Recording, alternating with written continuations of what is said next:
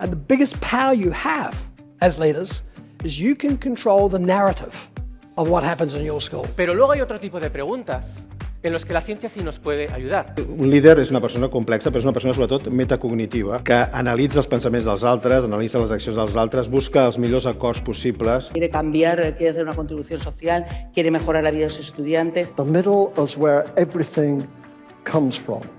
I perquè sabem que en educació cada gest té un efecte. La visió hem de fer petits passos i hem de partir de la realitat que tenim a l'aula. Achieve something that is a common objective. El que sosté el clima són els valors. Si volem seguir endavant hem de saber per què ho fem i explicar-nos contínuament. Que l'escola és l'espai de creixement del projecte vital. Que la pròpia dinàmica de treball de centre faci que tothom se senti valorat, reconegut i amb protagonisme en l'activitat. On la transformació i la innovació és constant. Transformar el que es fa a les aules de matemàtiques. S'han de convertir en arquitectes d'ecosistemes digitals, ètics, sostenibles i eficaços. Com treballem la confiança amb tota la comunitat educativa. Necessiten començar per una transformació profunda. Fer partícip a tot l'equip docent de per què fem allò que fem, el que pensem, el que diem i el que fem